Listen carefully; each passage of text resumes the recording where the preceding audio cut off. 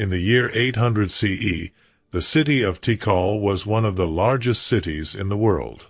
Not just in the Maya world. In the entire world. With an estimated population of between 100 and 200,000 people, Tikal was comparable in size to Imperial Rome, to the Baghdad of the Caliphate, to the Chang'an of the Tang dynasty. Its pyramids rose 35, 40, 45 meters above ground level, high enough to stand above the tropical forest that surrounded them and be visible from kilometers away. Its central plazas could hold tens of thousands of people at the ceremonies and markets that structured the life of the city. Its temples were painted brilliant red and covered with reliefs narrating the genealogies of rulers and the triumphs of wars. And its aqueducts, its water reservoirs, its water resource management systems were the work of engineers who had spent generations perfecting solutions to the problems of supplying water to a large city in the heart of a tropical forest with only a single rainy season per year. For the Maya themselves, the classic period archaeological sites are also places of deep significance, though that significance is different from what archaeologists or tourists attribute to them. Current Maya communities of Guatemala and Mexico maintain ritual relationships with the archaeological sites of their ancestors, performing ceremonies at those places on dates determined by traditional calendars, and considering the spirits of the ancestors who built those cities to still be present in their stones and in the surrounding earth. The collapse of the classic Maya is also a story about the particular ways cities can become too large and too interconnected for their own good. Tikal at its peak was not just a large city. It was the hub of a regional political and economic system that extended hundreds of kilometers in every direction, a system in which the welfare of populations scattered across a vast territory depended on the functioning of institutions concentrated in a single urban center. When that urban center began to fail, the failure propagated outward through all those dependencies, affecting populations who had never seen the pyramids of Tikal and who understood their world in terms of their local community rather than in terms of the great city that structured their economic and political reality. That cascade of failure through systems of dependencies is a pattern that complex system theorists recognize in many different contexts, and the Maya case is one of its most clearly documented historical examples. The scale of Tikal at its peak is difficult to convey in words alone. The city covered approximately 60 square kilometers of occupied urban area, with a monumental core of plazas and pyramids at the center surrounded by concentric rings of increasingly modest residential neighborhoods extending to the edge of the urban zone. To walk from the edge of Tikal to its center was a journey of several hours through densely settled streets and neighborhoods, a journey through a living city in which every street corner, every marketplace, every temple precinct was animated by human activity. That city was empty a century later. That coexistence of perspectives, the archaeological, the tourist, and the indigenous, over the same physical sites is itself a consequence of the collapse.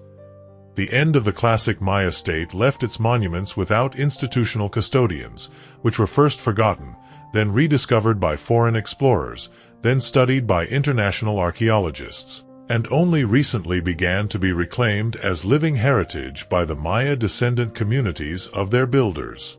The mystery of the Maya collapse, as popular culture understands it, also has its distortions. The Western obsession with the classic period collapse sometimes obscures the fact that Maya civilization did not collapse in the year 900 and disappear. It collapsed in its classic period southern cities, transformed in the post-classic, resisted and adapted during the Spanish conquest, and is still alive today in the Maya communities of Guatemala, Mexico, Belize, and other countries. The Maya story is not a story of extinction but of transformation and resistance, and understanding the classic period collapse in that broader context is essential for not confusing the end of one phase of the civilization with the end of the civilization itself. 1 century later, Tikal was empty. Not partially abandoned, not reduced to a smaller city, not transformed into something different. Empty. The plazas that had resonated with the noise of markets and ceremonies were silent.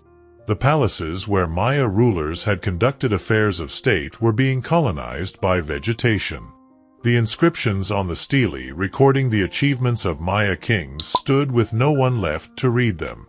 And the jungle, which Maya engineering had kept at bay for centuries, was slowly beginning to reclaim what had been its own before the city existed. The image of those abandoned cities, swallowed by the jungle within the space of a few generations, has exerted powerful fascination over the Western imagination since 19th-century explorers first published their early descriptions. John Lloyd Stephens and Frederick Catherwood, whose 1839 expedition produced the first systematic illustrated record of Maya ruins, described their astonishment at the vegetation-covered monuments in terms mixing scientific admiration with a romantic melancholy for lost grandeur. Their books, published in 1841 and 1843, were bestsellers in the United States and Europe, and established the image of the Maya mystery in the popular consciousness that persists to this day. The same happened in Palenque, in Copan, in Quirigua, in Caracol, in dozens of classic period Maya cities that within less than a century went from being vibrant urban centers to abandoned ruins swallowed by jungle. The Maya classic period collapse, which occurred approximately between the years 800 and 900 CE, was one of the most dramatic and inexplicable events in the history of human civilizations. Tonight we explore that collapse. With the calm a story deserves that archaeologists have been trying to explain for 2 centuries and have still not completely explained. Because the Maya collapse has no simple cause and no single date. It is a story of many causes combining in ways we still debate, in a civilization that was more complex and more fragile than its spectacular architecture might suggest. To understand the collapse, one must first understand what collapsed. The classic Maya civilization, which flourished approximately between 250 and 900 CE, was one of the most sophisticated the world has produced. Not in the sense of having the most advanced technology or the largest army, but in the sense of having found extraordinarily elegant solutions to the problems of organizing the lives of large populations in a difficult tropical environment.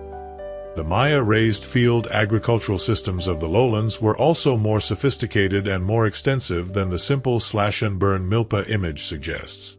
In swampy zones and seasonally flooded valley floors, they built systems of elevated fields, raised soil platforms surrounded by channels that allowed cultivating plants that did not tolerate waterlogging while the channel system simultaneously drained excess water, provided fish, and accumulated fertile sediments that could be used as fertilizer for the elevated fields. Those raised field systems, which LiDAR has revealed to have been enormously more extensive than previously supposed, represented colossal labor investment and produced extraordinarily high agricultural yields. The cacao that was both currency and luxury drink in the Maya world was also one of the crops most sensitive to the drought of the late classic period. Cacao trees require reliable moisture to produce their valuable pods, and a drought of the severity documented in the late classic period records would have devastated cacao production in the areas most affected. The loss of cacao production would have had both economic and ritual consequences for the classic Maya cities, disrupting the trade networks through which cacao flowed and reducing the availability of the ceremonial drink that was central to the most important ritual occasions of Maya political life. That loss of a ceremonially and economically central resource under drought conditions added another dimension to the crisis of legitimacy that the classic Maya rulers were facing in their final decades. The corn god, Hun-Hunappu, was the most important deity in the Maya pantheon, and the myth of his death and resurrection, narrated in the Popol Vuh, was also a myth about the agricultural cycle. The corn that is buried in the earth as a seed and rises again as a living plant. That mythological framework made the success or failure of the maize harvest not merely an economic question but a theological one, a signal about the favor or disfavor of the gods, and a test of the ritual competence of the rulers who mediated between the human world and the divine order. When the harvests failed year after year under drought conditions, that failure carried implications for the legitimacy of the political system that no amount of additional ceremony could easily overcome. In the hillsides, the Maya built stone terraces that reduced soil erosion and created more humid microclimates where they could cultivate cacao, vanilla, and other high-value plants that would not grow in open fields. Those terraces, some of which are still visible in the mountainous regions of Guatemala and Honduras, represent centuries of accumulated work from communities that were investing in the agricultural infrastructure of future generations. The study of ancient plant use at Maya sites has also revealed that the Maya had sophisticated ethnobotanical knowledge from early in their history. Their forest garden polycultures, layered systems of fruit trees, medicinal plants, and shade-tolerant crops that imitated the structure of natural forest while maximizing the production of useful resources for humans, are perhaps the most sophisticated example of non-intensive agricultural management that any pre-modern civilization developed. The Maya world was not a unified state or an empire with a single center of power. It was a network of independent city-states, each with its own ruler, its own dynastic lineage, its own ceremonial calendar, and its own networks of alliances and rivalries with neighboring cities. That decentralized political structure was in many respects similar to that of the Greek city-states or the Italian Renaissance republics. Cities competing with each other in terms of architecture, astronomy, art, and war, but sharing a language, a writing system, a calendrical system, and a set of cultural values that made them recognizably part of the same civilization. The Maya writing system was one of the most extraordinary intellectual achievements of pre-Columbian civilization. It was a complete logosyllabic system, capable of representing any aspect of spoken language, which Maya scribes used to record dynastic histories, astronomical calendars, religious rituals, and descriptions of the properties of gods. Maya books, the codices written on bark paper, were the repository of that accumulated knowledge, and their systematic destruction by Spanish missionaries in the 16th century was one of the most irreparable cultural losses in human history. The maize surplus, the base of Maya nutrition and an object of religious veneration, was also the core of the economic system of the classic cities. The surplus maize produced in Maya fields made it possible to sustain the specialists who did not produce food directly: craftspeople, scribes, priests, warriors, architects. Without that agricultural surplus, the cities could not exist. And when maize production fell under the combined pressures of drought and soil exhaustion, the entire social structure depending on that surplus began to crumble. The water management systems of the classic Maya period were also more sophisticated than the simple image of slash-and-burn milpa agriculture suggests. The Aguada water reservoirs of Tikal, which could store enough water to sustain the city for several months of drought, were designed with sand filtration systems that removed sediments and impurities from stored water, producing drinking water of sufficient quality for a large urban population. That filtration technology, developed more than 1,000 years ago without access to the principles of modern chemistry, was the result of centuries of empirical observation and gradual refinement. And beneath all of that, sustaining the cities and the priests and the scribes and the warriors and the merchants, was the Maya agricultural system, a combination of milpas, hillside terraces, wet gardens in valley floors, and sophisticated water management that allowed feeding populations of 100,000 and 200,000 people in the heart of a tropical forest with thin soils and a single rainy season per year. The first hypothesis that 19th century researchers proposed to explain the Maya collapse was foreign invasion. The idea that such an advanced civilization could not have collapsed for internal reasons, that it must have been destroyed by some external force, was intuitively attractive and was also consistent with the model 19th century Europeans applied to the collapse of ancient civilizations in general. The isotopic analyses of strontium and oxygen in the teeth of individuals buried at late classic Maya sites are also revealing patterns of migration consistent with the model of gradual population movement from the southern cities to the northern ones. Some individuals buried in northern cities during the post-classic period have isotopes in their teeth consistent with having grown up in the southern lowlands, indicating they were migrants who had left the collapsing southern cities and established themselves in the northern ones. Those migrants would have carried with them the technical knowledge, artistic styles, and religious traditions of their cities of origin, contributing to the cultural richness of the post-classic North. The evidence of violence during the late Classic period is also visible in patterns of monument destruction at sites across the Maya lowlands. In several cities, the portraits of rulers on stelae were deliberately defaced, a practice archaeologists call the erasure of royal portraits, which appears to have been performed when a city was conquered and its ruling dynasty replaced. The frequency of such erasures increases in the late Classic period records, consistent with the escalating warfare documented in the epigraphic texts.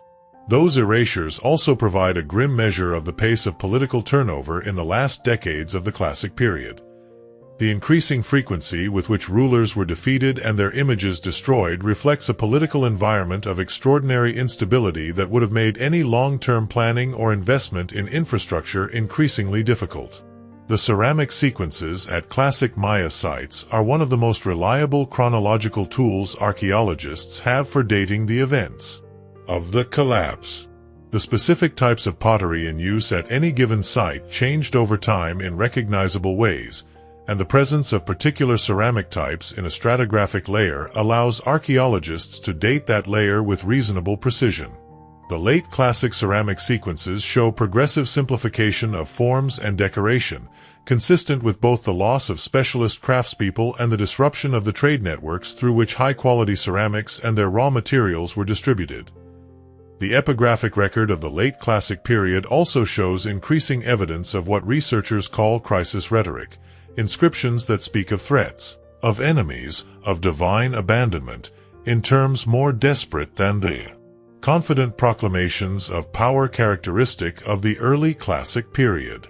Those rhetorical shifts, visible in the choice of themes and the language of the inscriptions, are a window into the psychological world of the late Classic Maya elite as they faced conditions for which their traditions had no adequate precedent. The evidence of deliberate destruction of monuments at some late Classic Maya sites also points to episodes of internal conflict. At several sites, stelae have been found with images of rulers systematically erased or mutilated, which archaeologists interpret as acts of damnatio memoriae, the deliberate destruction of the memory of a deposed or discredited ruler. Those acts of symbolic destruction reveal a political world in which the legitimacy of rulers was not permanent or guaranteed, but disputed and vulnerable to challenges from internal and external rivals. The archaeological study of ordinary domestic spaces from the late Classic period is also contributing to the understanding of the collapse.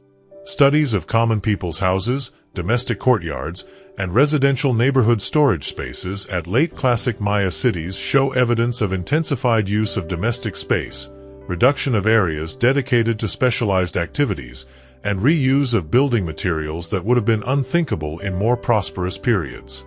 Those signs of adaptation to scarcity in ordinary domestic spaces are the most direct record of the everyday experience of deteriorating living conditions in the Classic cities in their last decades.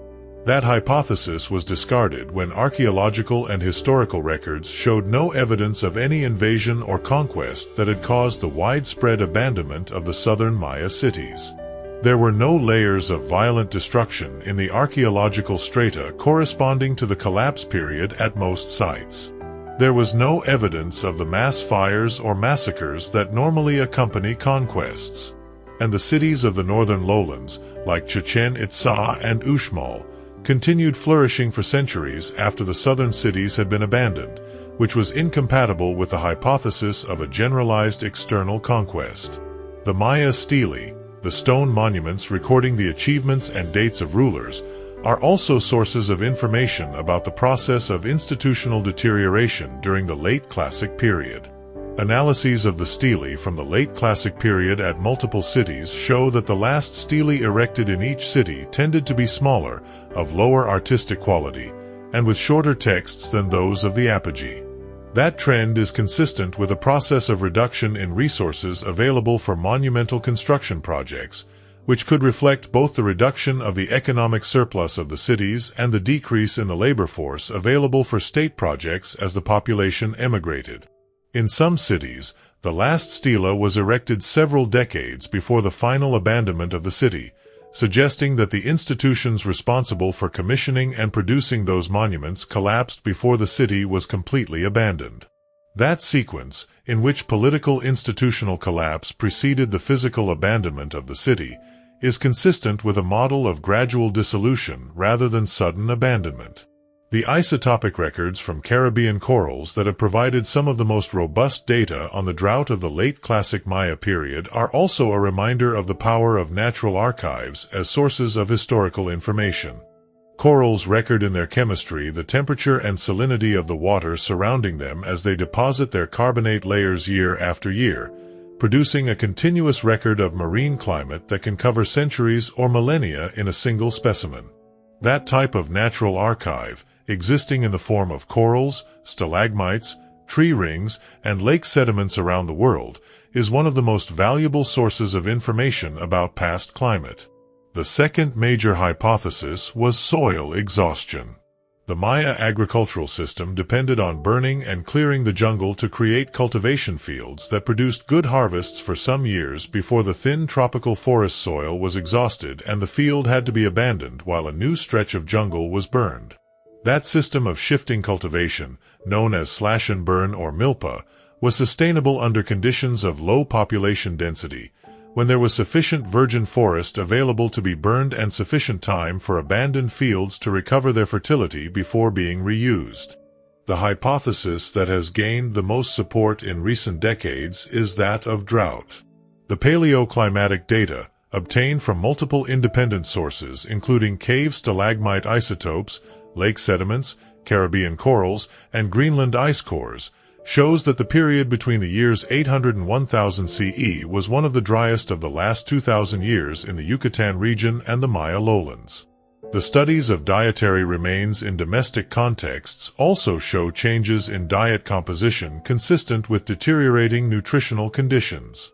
The proportion of deer and other game animal bones in domestic refuse from the late Classic period decreases compared to those of the early Classic, suggesting game animals were scarcer or less accessible. And the proportion of small animal bones, rodents and reptiles, which normally indicate subsistence diets in contexts of scarcity, increases at late Classic sites compared to earlier ones. The late Classic period Maya are also showing, in the latest archaeological research, signs of attempted institutional innovation in response to the crisis. Some sites show architectural changes that archaeologists interpret as attempts to reorganize the political structure, with older royal palace complexes being subdivided or repurposed in ways suggesting the emergence of new power-sharing arrangements between previously subordinate elite groups. Those structural changes, though they ultimately did not prevent the collapse, are evidence that at least some segments of the Maya elite were attempting to adapt their institutions to the changing conditions rather than simply maintaining the status quo in the face of crisis. The isotopic analysis of jade artifacts from late Classic context also reveals the collapse of the long-distance trade networks that had sustained the Maya prestige economy for centuries. Jade from the Motagua Valley source had been traded throughout the Maya world and beyond since the pre-Classic period.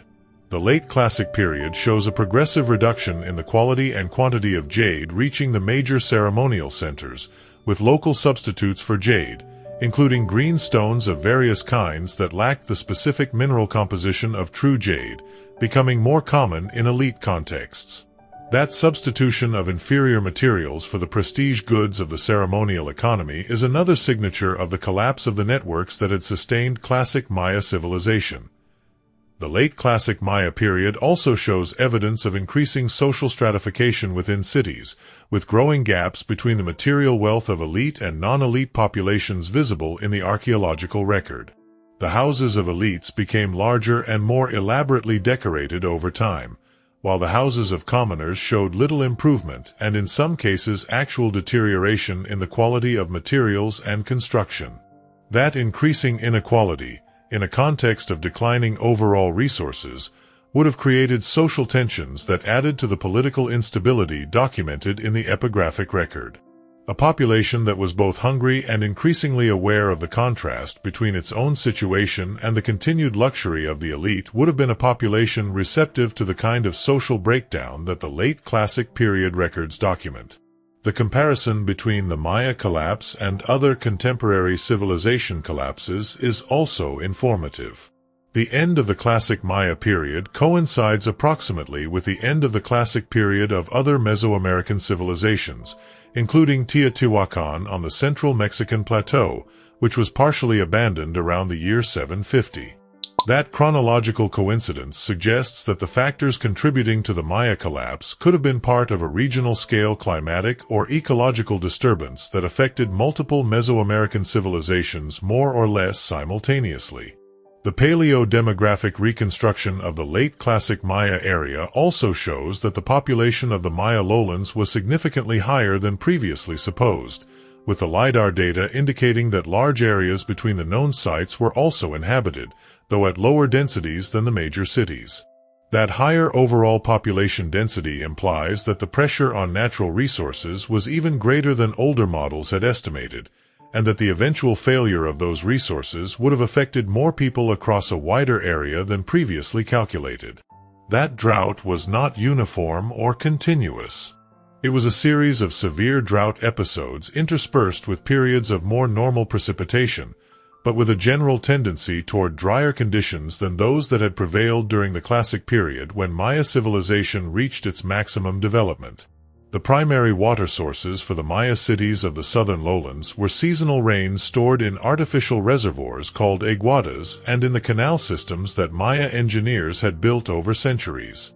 Under prolonged drought conditions, those water storage systems simply could not sustain the large urban populations. The paleo-demographic studies of the late classic Maya area are also revealing aspects of the collapse that elite and monument-centered narratives did not capture.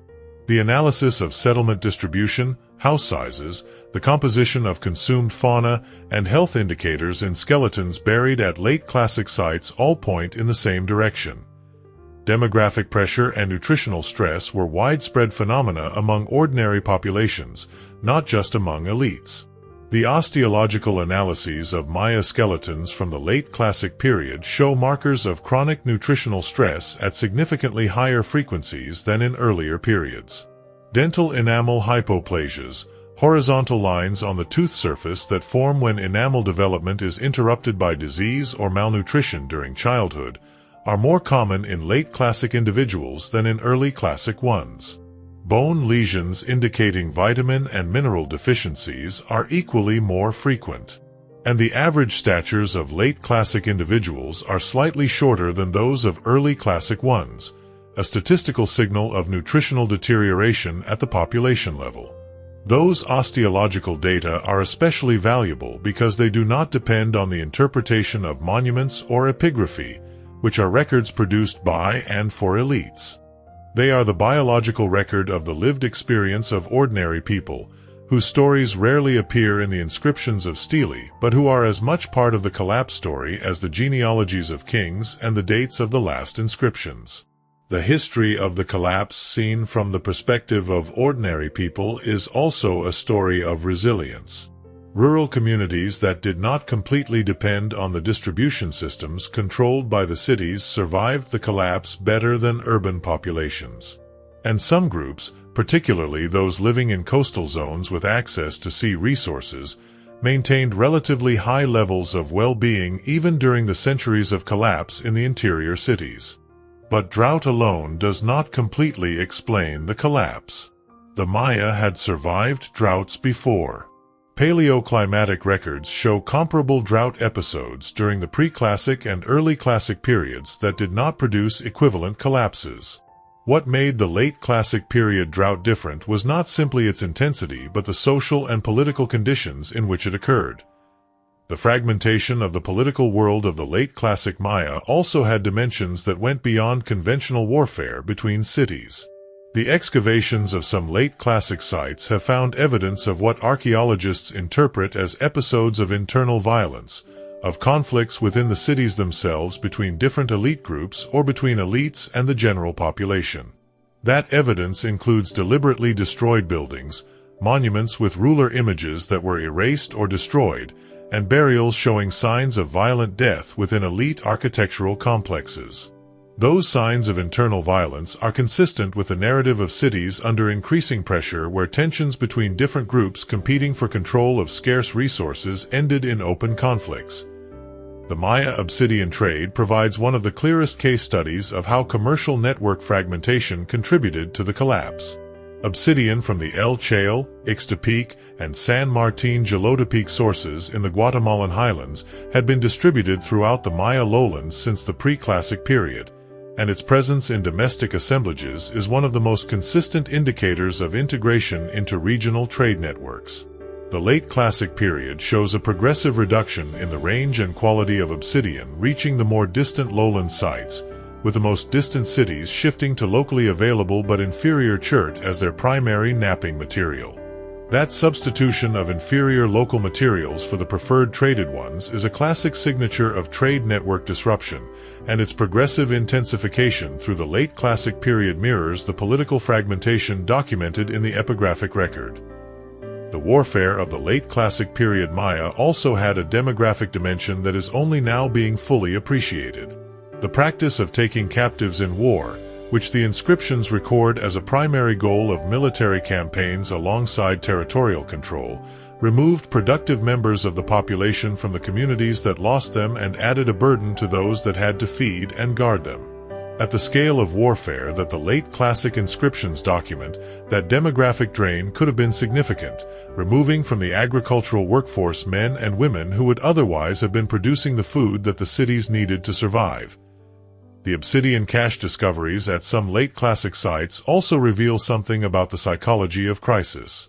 In several cities, hordes of obsidian tools and raw materials have been found buried in contexts suggesting they were hidden rather than simply stored, as if their owners expected a period of disruption and wanted to secure access to a valuable resource that might otherwise become unavailable.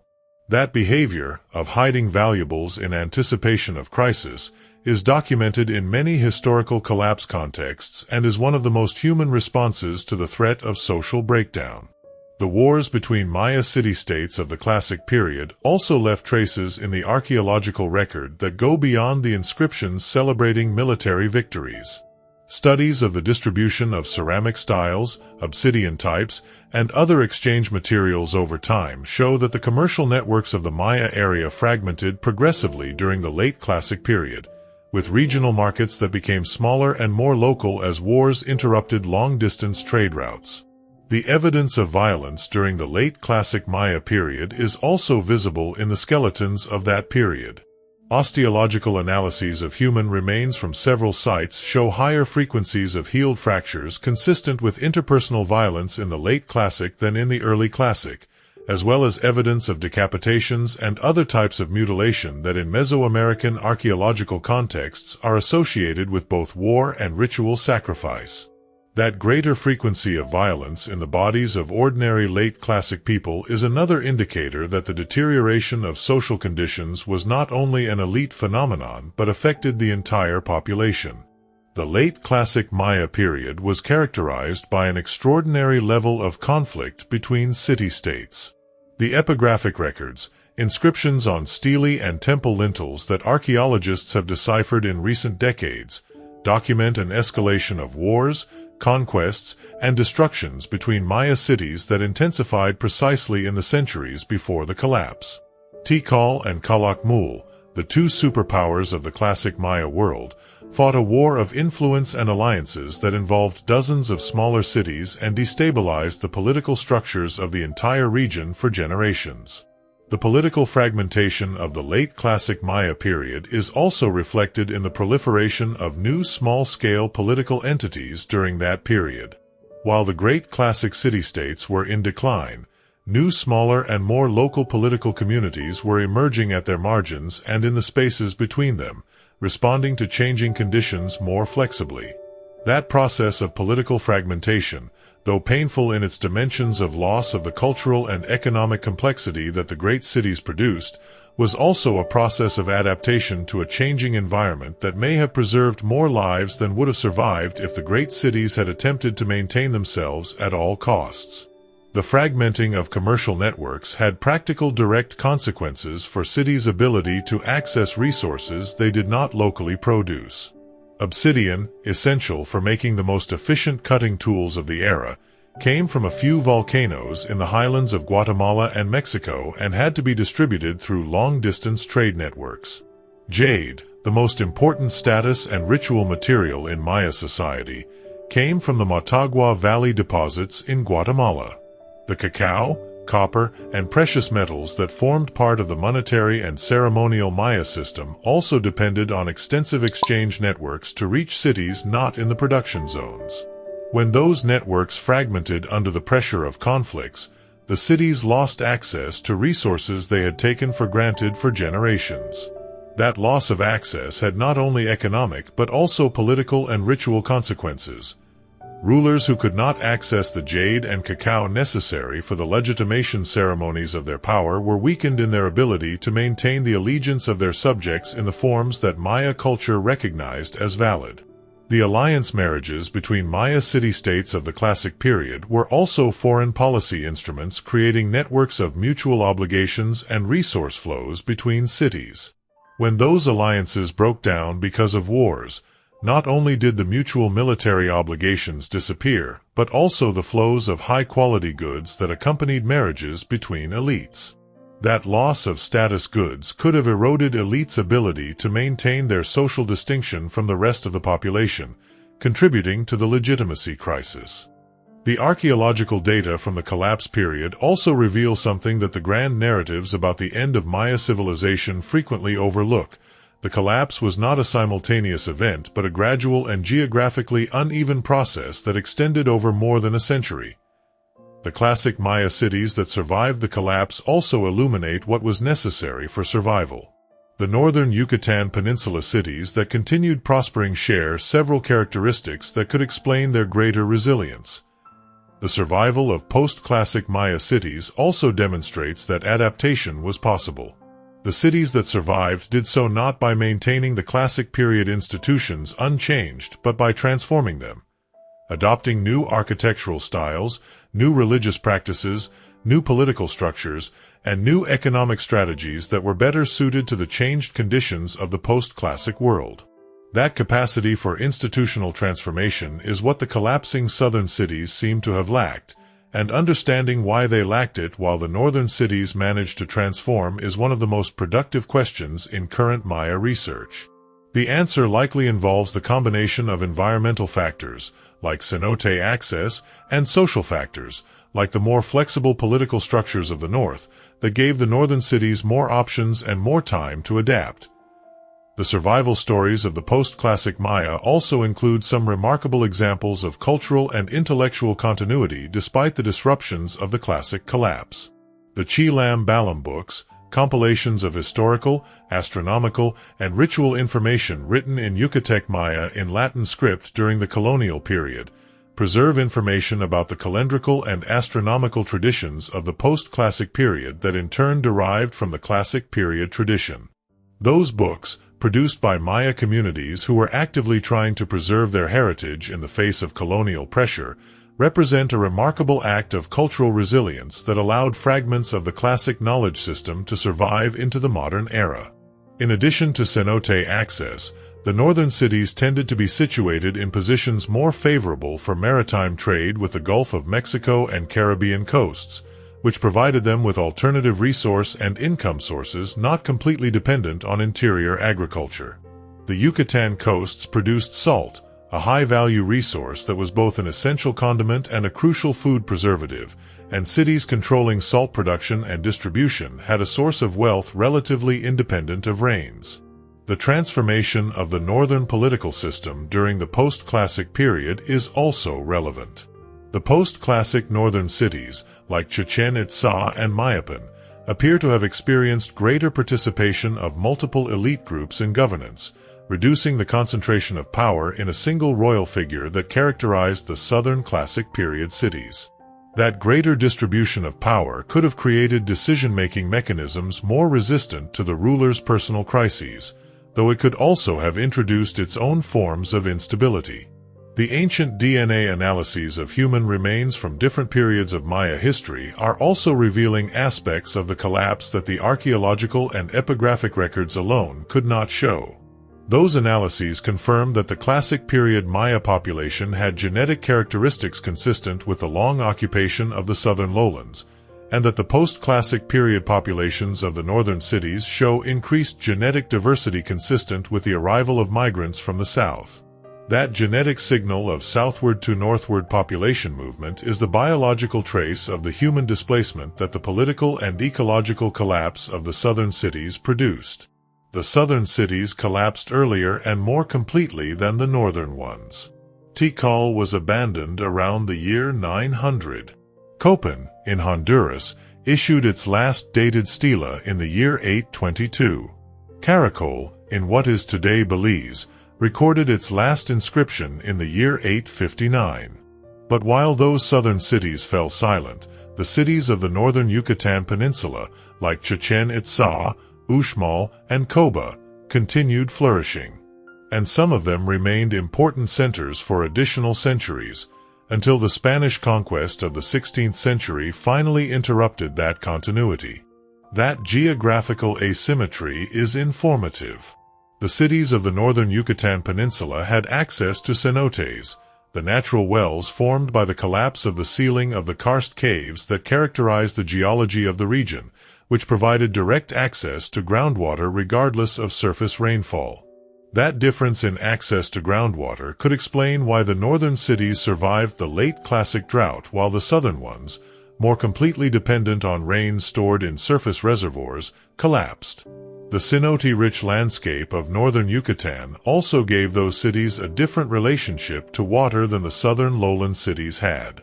For the northern Maya, water was not a stored resource to be rationed but a permanent one to be accessed, and that difference in the security of water supply may have allowed the northern cities to maintain larger and more stable populations through climatic fluctuations that devastated the south. The cenotes of the Yucatan Peninsula are also windows into the climatic past of the region. The sediments deposited in the bottom of those natural wells over millennia contain records of changes in vegetation, climate, and human activity that paleoclimatologists have been analyzing for decades. Those records confirm the drought patterns of the late classic period that the Caribbean corals and cave stalagmites also show, and add local information about the specific impacts of that drought on the ecosystems of the northern Yucatan Peninsula. Ancient DNA analyses of human remains from different periods of Maya history are also revealing aspects of the collapse that the archaeological and epigraphic records alone could not show. Those analyses suggest that the collapse did not produce the extinction of the Maya population but rather its reorganization. People did not disappear but moved, emigrating from the emptying southern cities to the continuing northern ones, or to rural areas where demographic pressure was lower and the burden of centralized states did not reach with the same force. The Maya classic period collapse has also been studied in the context of civilization collapse theory, an academic field examining common patterns in the collapse of complex societies throughout history. Jared Diamond, in his book Collapse, included the Maya collapse as one of his case studies. Joseph Tainter, in The Collapse of Complex Societies, used it to illustrate his theory that civilizations collapse when the diminishing returns of complexity make the maintenance of complex systems cost more than it produces. The application of complex system resilience and collapse models to the Maya case has also produced some counterintuitive conclusions. Mathematical models of complex system collapse suggest that systems that have been most successful and most stable over a long period are often most vulnerable to collapses, because their prolonged stability has allowed them to develop interdependencies and optimizations that make them efficient under normal conditions but fragile in the face of exceptional disturbances. The archaeological evidence from the period immediately following the classic collapse in the southern lowlands, the 10th through 12th centuries, which had until recently been almost completely ignored by researchers focusing almost exclusively on the splendor of the classic period, is also beginning to reveal its own story. Those investigations are showing that the southern lowlands did not become completely empty after the collapse but maintained reduced populations living in smaller and less elaborate settlements, exploiting the resources of a landscape that was slowly recovering. Those early post-classic communities were the biological and cultural bridges connecting the classic period tradition to the populations the Spanish encountered when they arrived at Yucatan. Their survival, and the knowledge and practices they maintained across the difficult centuries of recovery, is as much part of the Maya story as the pyramids and the collapses. The archaeological evidence from post-classic Maya communities in the southern lowlands also shows that life did not simply disappear after the classic collapse but adapted. Smaller, more dispersed communities continued to occupy the landscape, using the resources that the recovering forest provided and maintaining cultural practices that connected them to their classic predecessors, even without the institutional framework of the great cities. Those communities are the living link between the world of the classic Maya and the Maya peoples of today, the people through whom the cultural thread was maintained during the centuries of the city's silence. The recovery of the Maya forest after the classic collapse is also one of the most important pieces of evidence we have for understanding the long-term ecological impact of the classic period. The rate at which forest cover recovered, as measured from pollen cores and charcoal concentrations in lake sediments, tells us how severe the pre-collapse deforestation was and how resilient the forest ecosystem was in the absence of continued human pressure. That data is directly relevant to current conservation planning for the Maya forest, which faces deforestation pressures that in some regions are approaching the intensities documented for the late Classic period.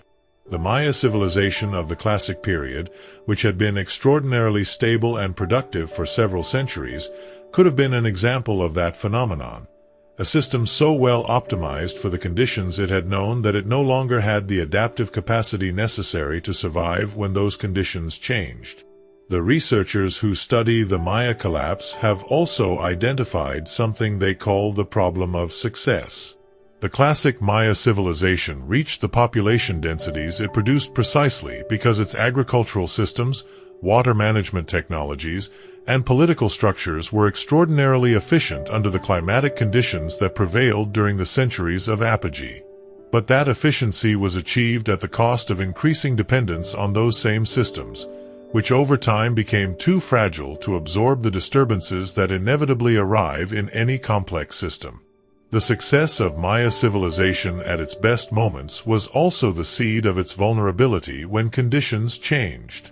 That conclusion has an obvious contemporary resonance, not as a simplistic moral about the danger of civilization, but as a reminder that complex systems can create the conditions of their own crisis through feedback mechanisms that are invisible from inside the system while it operates normally.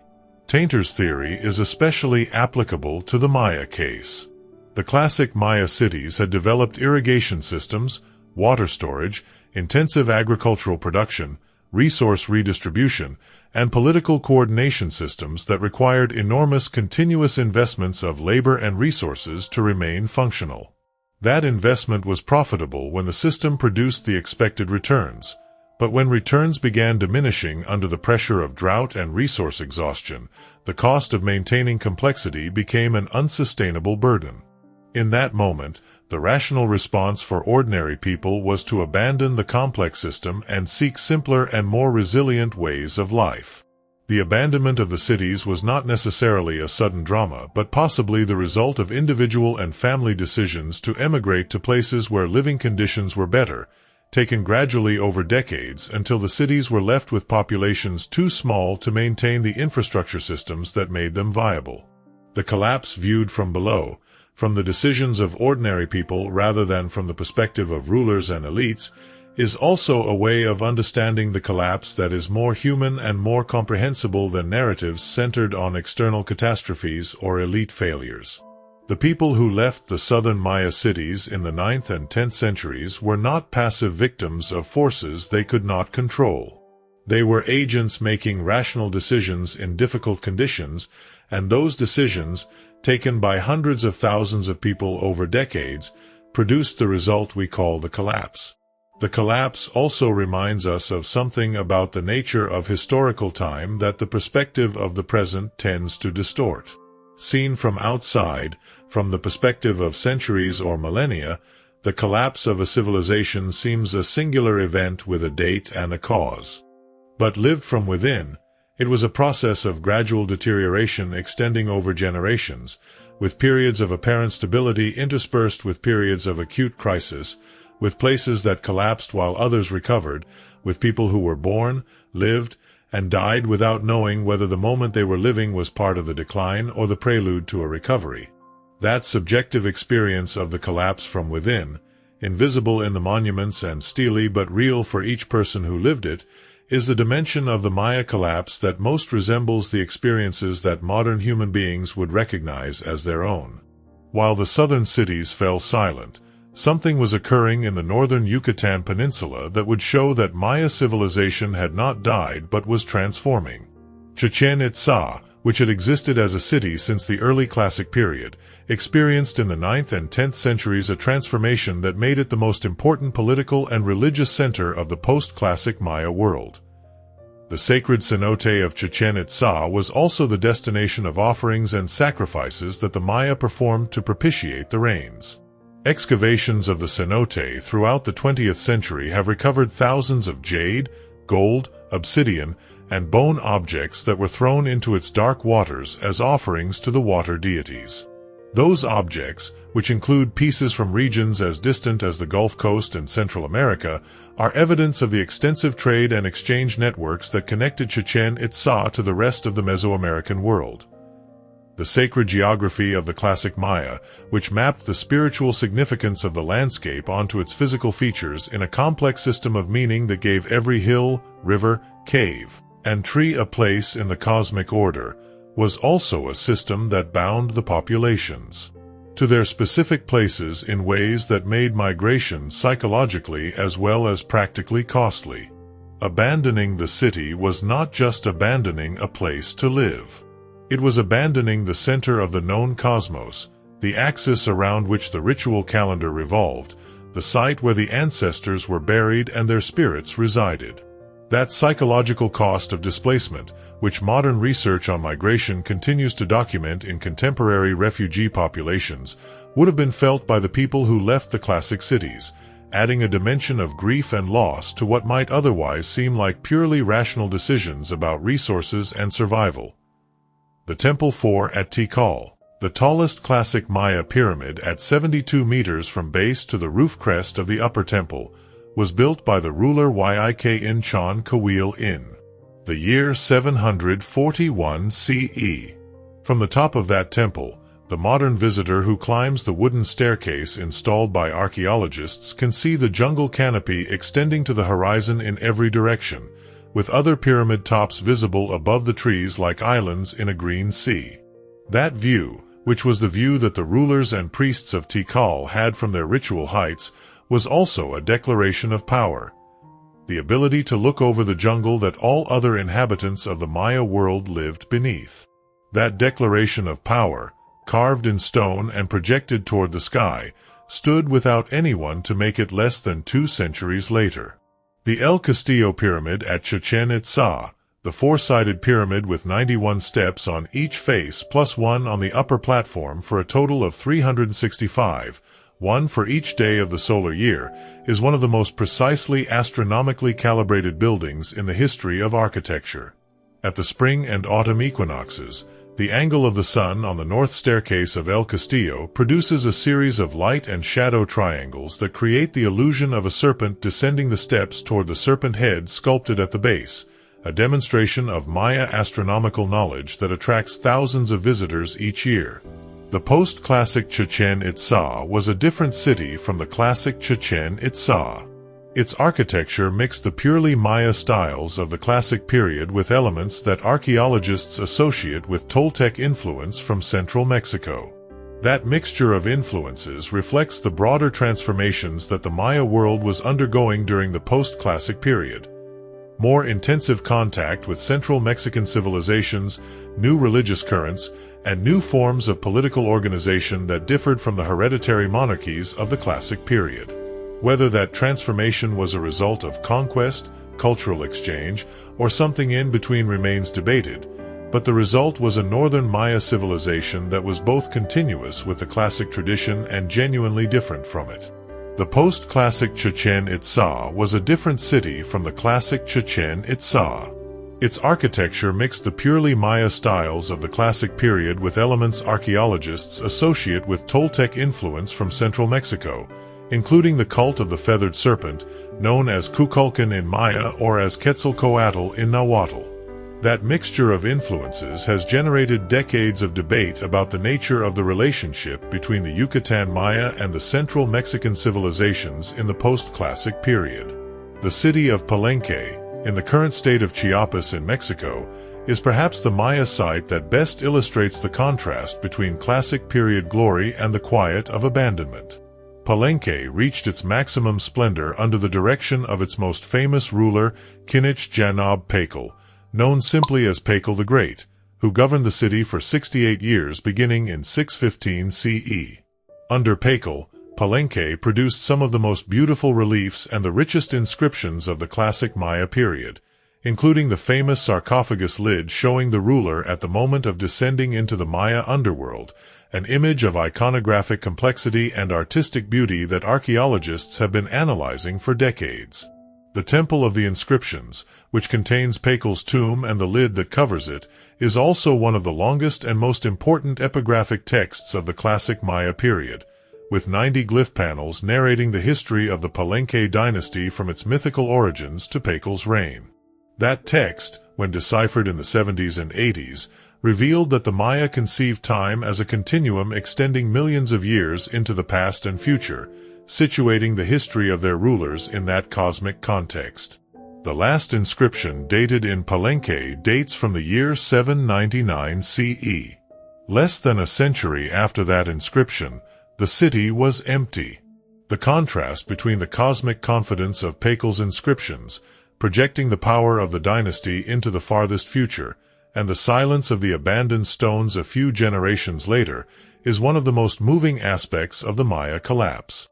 The visitors who walk through Palenque's plazas today under the Chiapas jungle are walking through the same space where Pakal walked, where his priests performed the rituals that according to them maintained the cosmos in motion, where merchants brought their goods from distant regions, where architects planned the buildings that still rise above the vegetation.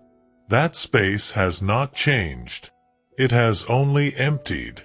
The story of the decipherment of Maya writing is in itself a fascinating story that sheds light on the nature of the collapse and on what was lost with it. 4 centuries after the Spanish conquest, Maya writing was a mystery to European researchers. The missionaries who destroyed the Maya codices argued they contained diabolic superstition and deception, but also recorded, in the texts they produced to document the Maya culture they were destroying, enough information about the calendrical system and some aspects of the writing for later researchers to have a starting point. In the 1950s, the young Russian linguist Yuri Norizov proposed that Maya writing was a logosyllabic system, meaning that glyphs represented both complete concepts and syllable sounds. That proposal, which we now know was correct, was received with hostility by established Mayanists, particularly by the influential Eric Thompson in the United States, who for decades blocked the advance of decipherment by defending the incorrect hypothesis that Maya glyphs were purely ideographic and did not represent sounds. The 4 surviving Maya codices, the Dresden, the Paris, the Madrid, and the Grolier, saved from the destruction that Spanish missionaries applied systematically to Maya. Written records contain astronomical, calendrical, and ritual information of extraordinary richness. The Dresden Codex in particular contains eclipse tables of extraordinary precision and Venus cycle calculations accurate to within minutes per year, demonstrating the level of astronomical knowledge that Maya scribes had accumulated over generations of systematic observation. That 4 books survive from what must have been thousands is both a tragedy and a miracle. A tragedy because of all that was lost, and a miracle that anything at all survived the systematic destruction campaign of the colonial period. Those 4 books are the most direct surviving connection to the intellectual world of the classic Maya, and what they contain suggests that the knowledge encoded in the thousands that were destroyed would have transformed our understanding of Maya civilization. The work of decipherment also revealed how the classic Maya understood their own history. The long count dates in Maya inscriptions connect every recorded event to a mythological starting date 13 backtons before the historical present, a date corresponding to 3114 BCE in the Gregorian calendar. That connection between historical events and mythological time gave every inscription a cosmic frame, situating the achievements of individual rulers in the context of a timescale that stretched millions of years into the past and future. That vision of time, in which the present is always a brief point in an immeasurably larger temporal context, is one of the most distinctive and most philosophically interesting aspects of classic Maya thought. The discovery of the tomb of Tikal in 1952, when Mexican archaeologist Alberto Ruz Luillier noticed that the floor of the Temple of the Inscriptions was a massive stone slab with finger holes for lifting, and followed the hidden staircase down through the heart of the pyramid to the burial chamber deep inside, is one of the most dramatic moments in the history of Maya archaeology. The chamber contained Tikal's skeleton covered in jade ornaments, with a carved limestone sarcophagus lid above him, and the walls decorated with images of his ancestors rising from the underworld as cacao trees.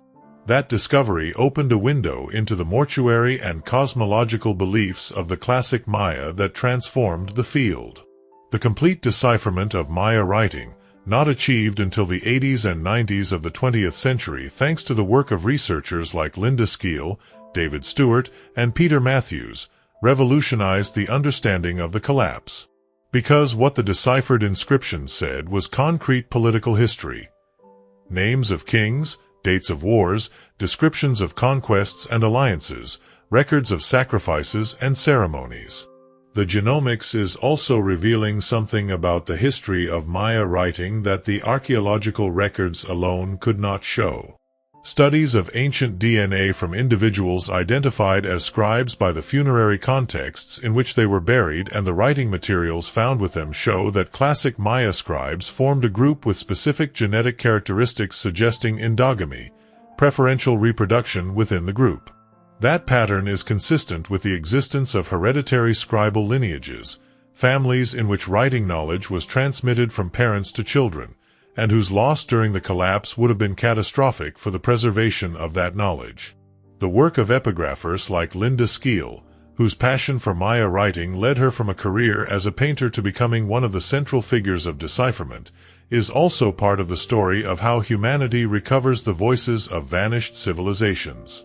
Skeel described her first contact with Maya writing at a restaurant table in Palenque in 1970 as the moment she became a Mayanist, and dedicated the rest of her life to deciphering and disseminating Maya texts with an energy and generosity that transformed the field.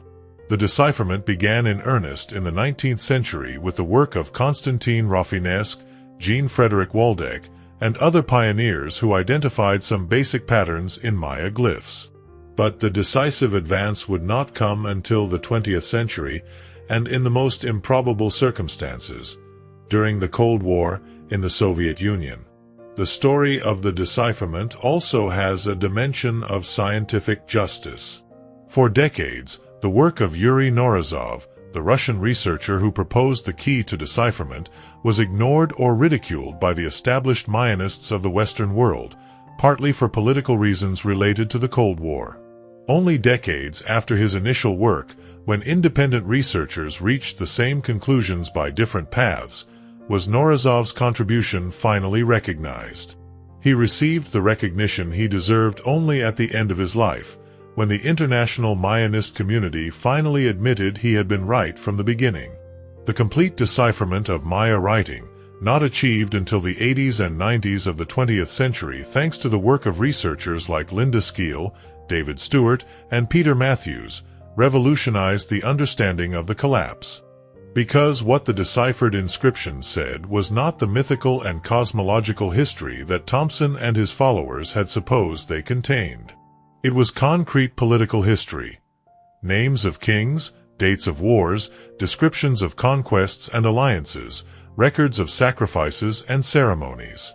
And that political history revealed, with a clarity that archaeological data alone could not provide, the level of conflict and competition between city-states that had characterized the late Classic period.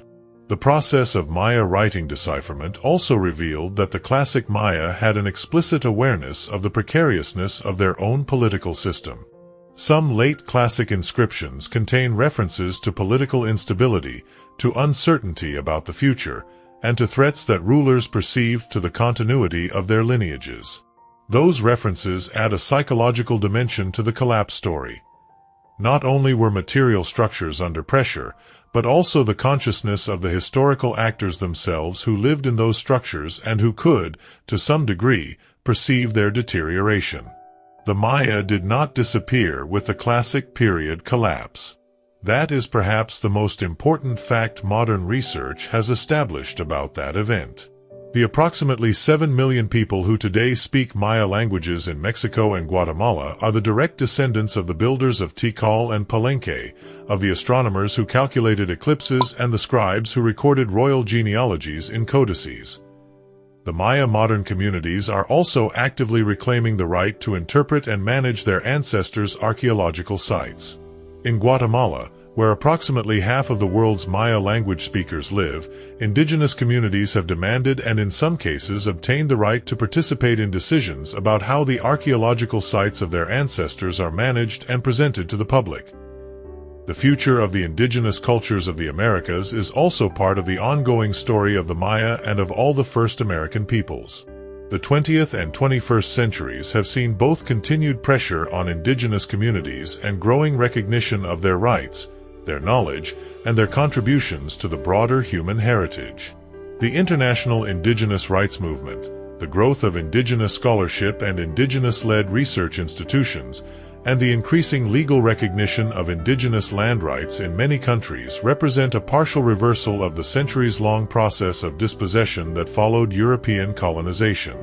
That reversal is incomplete and contested, but it is real, and it speaks to the same resilience and adaptability that allowed the Maya to survive the Classic collapse, the post-Classic transformations, and the catastrophic impact of the Spanish conquest. The continuity between the Classic Maya and the modern Maya is also visible in the persistence of certain agricultural practices. The milpa system of polyculture, combining maize, beans, and squash in the same field, is still practiced by Maya communities today using techniques that are recognizably descended from those documented in the Classic period archaeological record. That continuity of agricultural practice across more than 1,000 years of historical disruption, through the Classic collapse, the post-Classic transformations, the conquest, and the colonial period, testifies to the practical effectiveness of the milpa system and to the cultural importance of maintaining the connection to ancestral agricultural knowledge. That process of cultural reclamation, also occurring in Mexico, Belize, and other countries, is part of a broader movement of indigenous peoples of the Americas to recover control of their own history and cultural heritage. The collaboration between Western science and indigenous peoples in the research into Maya history is also a story of tensions and mutual learning. The growing participation of indigenous researchers in the disciplines studying Maya prehistory is producing richer and more nuanced interpretations than either tradition could produce independently. The Spanish conquest of the 16th century added a second layer of collapse on top of the post-Classic transformation. By the time the Spanish arrived at the Yucatan Peninsula in the second decade of the 16th century, the Maya world was already very different from the Classic period. The great southern cities had been abandoned for 6 centuries, the post-Classic northern cities had gone through their own transformations and conflicts, and the Maya population lived in a mosaic of city-states, villages, and hunter-gatherer communities reflecting the results of those Classic late-period transformations. What survived both collapses, the Classic period and the conquest, deserves as much wonder as what was lost. The Popol Vuh, the sacred text of the Quiche Maya, was transcribed in Latin characters by members of that community in the 16th century, preserving in written form a tradition reaching back to the Classic period or earlier. The ritual calendars continue to be used in some communities. The Maya languages, with their extraordinary diversity and historical depth, continue to be spoken by millions of people. The cultural continuity between the Classic period Maya and the modern Maya is visible in multiple dimensions. Current Maya languages, with their more than 30 varieties, are the direct descendants of the languages spoken in the Classic period. The Maya calendrical systems, though simplified compared to those of the Classic period, continue to be used by some Maya groups in Guatemala and Mexico to determine the dates of ceremonies and make predictions about the character of days and years. and the botanical, astronomical, and medical knowledge that Maya healers and priests transmit today from teacher to student is part of a tradition that began before the Classic period and survived the collapse, the Spanish conquest, and centuries of cultural and religious pressure to reach the present. The preservation of Maya languages is also a crucial aspect of that cultural continuity. Yucatec Maya, the most spoken of the current Maya languages with approximately 800,000 speakers in the Yucatan Peninsula, is also the one most directly descending from the language spoken in the great post-classic cities like Chichen Itza and Mayapan. In that language, transmitted uninterruptedly from the post-classic period to the present, are preserved words for concepts, plants, animals, and practices that have their roots in the pre-Columbian Maya civilization. Every conversation in Yucatec Maya is, among other things, a distant echo of the world that built the pyramids. The Maya Classic period collapse, viewed from that perspective, was not the end of the Maya people but a transformation. A painful and destructive transformation in many dimensions, without doubt. The abandoned cities, the knowledge lost with the destroyed codices, the royal genealogies interrupted, the commercial networks dissolved. But not an extinction. The Maya people survived, and that survival is also part of the collapse story, a part that narratives centered on ruins and mysteries often forget. There is also an architectural dimension of the Maya collapse that deserves attention. The lime the Maya used to produce the stucco and mortar of their buildings required burning limestone at high temperatures, and that process consumed enormous quantities of wood. Researchers have calculated that to produce 1 ton of lime it was necessary to burn approximately 20 tons of wood, and that the monumental buildings of classic Maya cities would have required the deforestation of extensive areas to obtain the necessary wood. The history of the Maya collapse is also, in the end, a story about the relationship between civilizations and the forests surrounding them. The classic Maya began felling forests to cultivate and build, and in the process created the conditions that eventually destroyed them. But the forests survived and recovered, and when the Europeans arrived 6 centuries after the collapse, they found a jungle that seemed virgin but was in reality a forest in recovery after one of the most intensive episodes of human landscape management in the history of the Americas. The history of the Maya collapse is also a history about the relationship between knowledge and power. The classic Maya invested enormous resources in producing and recording knowledge. The astronomical observations, the mathematical calculations, the historical records, the ritual calendars. That knowledge was concentrated in the hands of a small scribal elite who had access to the codices and who alone could read the inscriptions. When the classic cities collapsed and the scribal lineages were disrupted, that accumulated knowledge was not lost all at once but gradually, as the last trained scribes died without training successors. The oral traditions that survived the collapse carried echoes of that knowledge, but in forms increasingly difficult to connect to the original astronomical and historical precision of the written records. That progressive disconnection from the written knowledge base is one of the most poignant aspects of the collapse, and one that is only now being partially reversed through the collaborative work of epigraphers and Maya communities in understanding and reclaiming the classic Maya written heritage. The research into the Maya collapse is also shaped by the physical conditions of fieldwork in the Maya lowlands, which are among the most challenging in the world for archaeological research. The tropical heat and humidity, the dense vegetation that regrows over excavated areas within a single rainy season, the insects and the pathogens, and the logistical difficulties of working in remote jungle settings all impose constraints on what archaeologists can achieve in any given season. The Maya LiDAR surveys, which can cover in a few hours of flight the equivalent of decades of ground-based survey work, have been transformative precisely because they allow researchers to overcome some of those physical constraints, mapping large areas rapidly and identifying priority targets for the more laborious and costly work of excavation. The researchers who have spent careers working on the Maya collapse often describe something that might be called the collapse paradox. The more we learn about the classic Maya, the more impressive they become, and the more the collapse seems inexplicable.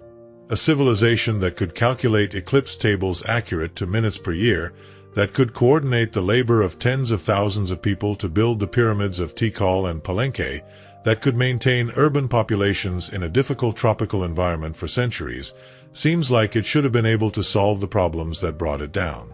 That it could not, or at least did not, is the heart of the mystery that keeps researchers returning to this question. That story of destruction, collapse, and forest recovery is also a story of ecological resilience, of the capacity of ecosystems to recover when human pressure is reduced. It raises uncomfortable questions about the current situation of the same forests.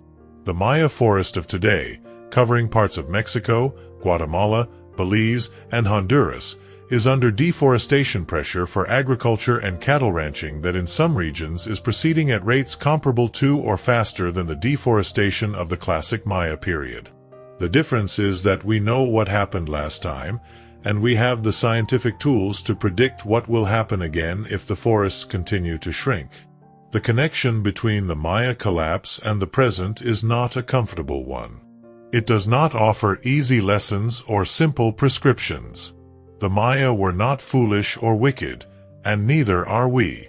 They were intelligent and sophisticated people who built a remarkable civilization and who, under the combined pressure of climate change, resource exhaustion, and political dysfunction, could not prevent its collapse. Whether we will do better remains to be seen. But understanding what happened to them is at least a beginning. That construction-induced deforestation added to agricultural deforestation, creating cumulative pressure on the forests of the Maya area that paleoecological studies are quantifying with increasing precision. Analyses of lake sediments from the region show that forest cover in the Maya area reached its lowest point in the 8th and 9th centuries, precisely the period when the collapse was unfolding. The recovery of forests after the abandonment of the cities is one of the most visible phenomena in the sedimentary records of the Maya area during the post-classic period. As the cities were abandoned and agricultural and constructional pressures diminished, the forests began recovering. That process of forest recovery, documented in the pollen analyses of lake sediments, took several centuries to complete, but produced the dense jungle landscape that 19th-century explorers found when they arrived at the Maya ruins.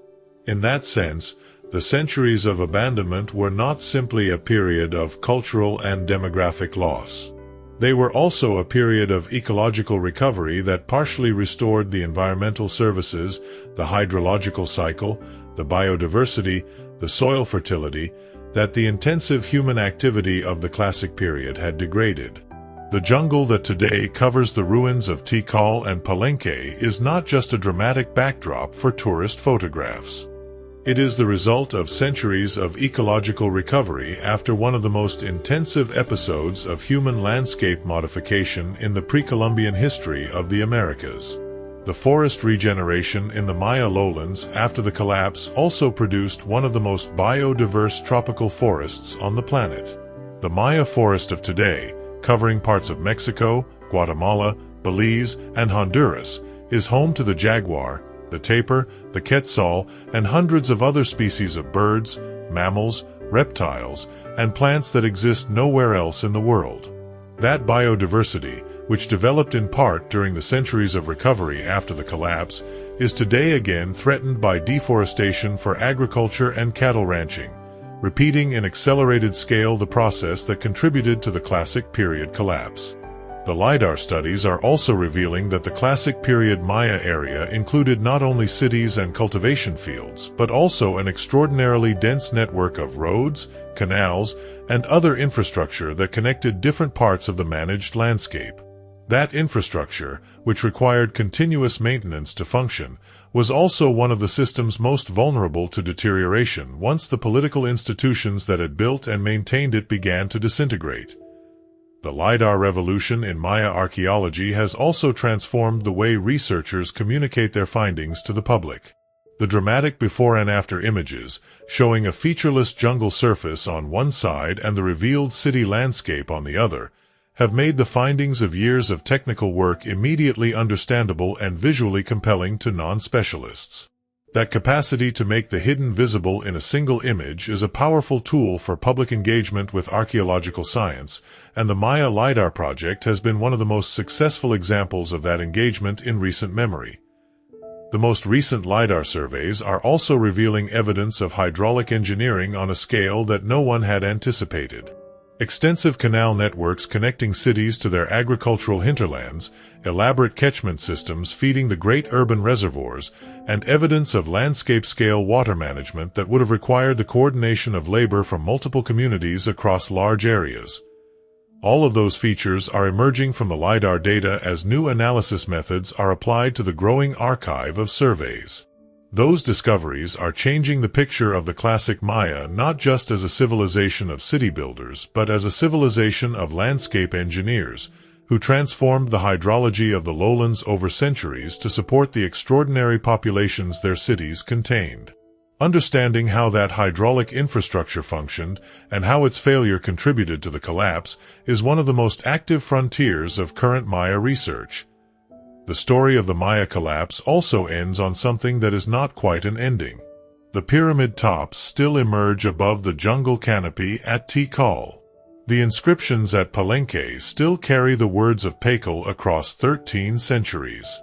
The descendants of the people who built those monuments still speak the languages those monuments were built to glorify.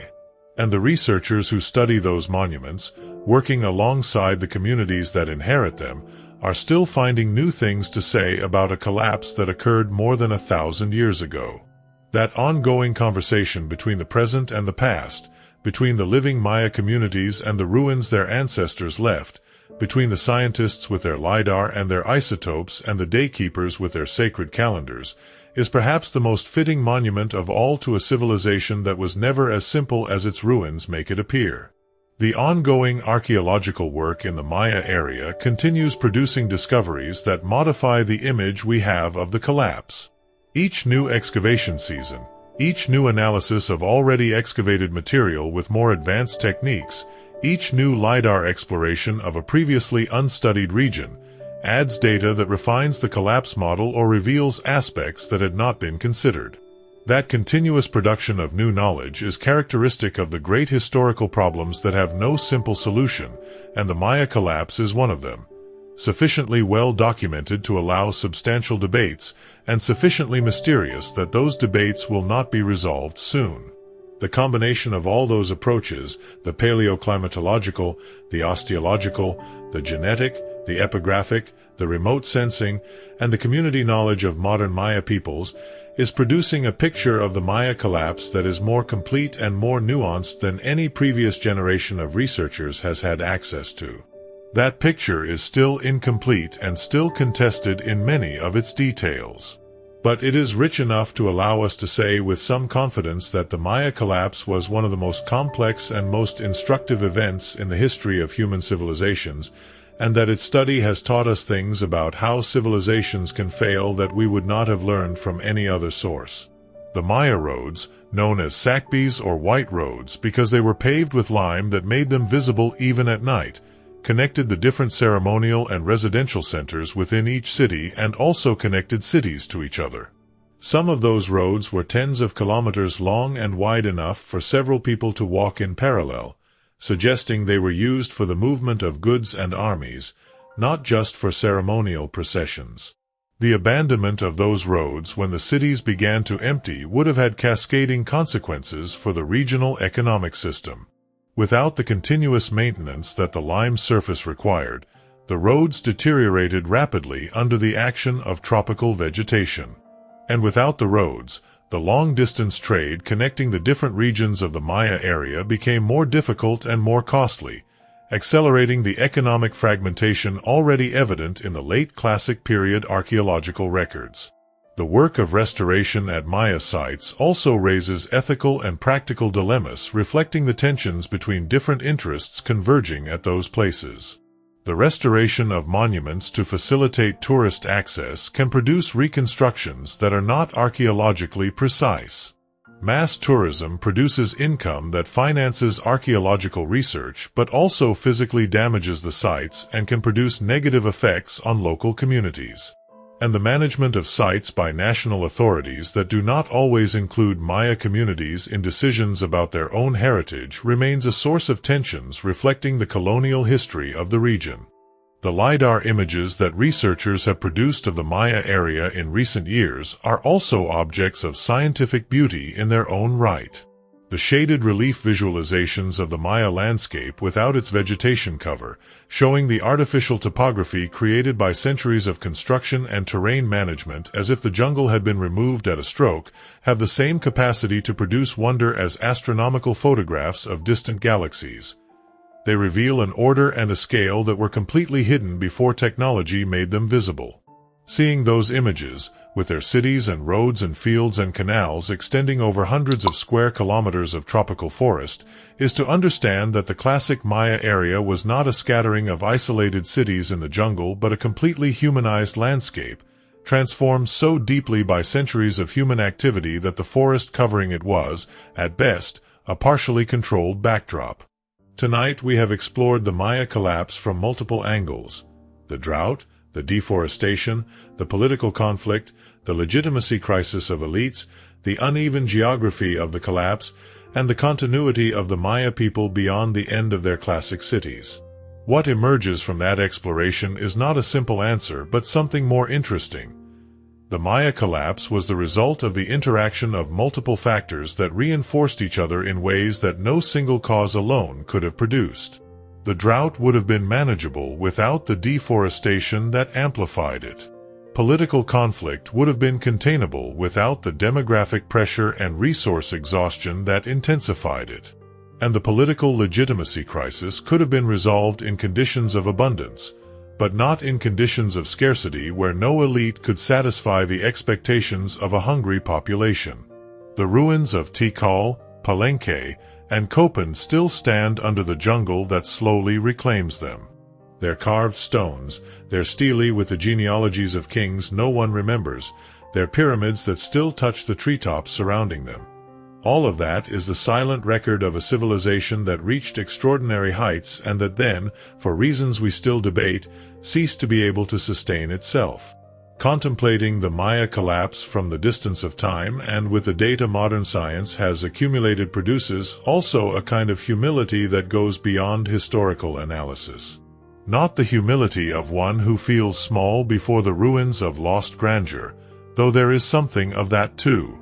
It is the humility of recognizing that the civilizations that built those pyramids, that calculated those calendars, that carved those glyphs with a precision that still astonishes us, were neither wiser nor more foolish than we are. They were human beings with the same cognitive equipment and the same spectrum of virtues and weaknesses that we have, facing challenges they could not completely foresee and making decisions whose long-term consequences they could not see. That fundamental equality between us and the pyramid builders is also a source of unease. If they, with all their sophistication and all their accumulated experience of centuries of civilization, could not prevent the collapse of their world, what makes us think we are different? The honest answer is that we do not know whether we are different. We have capacities they did not. Science, technology, global communications that allow the coordination of collective responses at scales the Maya could not imagine. But we also have vulnerabilities they did not have, a dependence on global infrastructure systems of unprecedented complexity, a concentration of population in coastal cities vulnerable to climate change, and a speed of transformation of the natural environment that far exceeds that of any previous civilization. What the Maya collapse offers us, if we want to take it, is not a prophecy of inevitable doom but an analytical structure. The way complex civilizations can collapse, the factors that contribute to that collapse, and the conditions that determine whether a society can adapt or not. That knowledge does not guarantee we will avoid the mistakes of the past. But having it is better than not having it. And while that thought occupies the space of the mind that is falling quiet, the Tikal jungle continues in its place. The stelae recording the genealogies of kings no one remembers still stand. And the stars that Maya astronomers observed from the top of their pyramids remain exactly the same. That permanence of stone and sky has something that calms. The silence of the Tikal jungle tonight is the same silence that fell over those plazas more than 11 centuries ago, and that has held since then except for the brief intrusions of explorers and archaeologists and tourists who come to look and then leave. The stones do not mind the silence. They have learned to keep it well. If this journey kept you company tonight, subscribe to the channel. There are many more worlds waiting to be explored in the dark.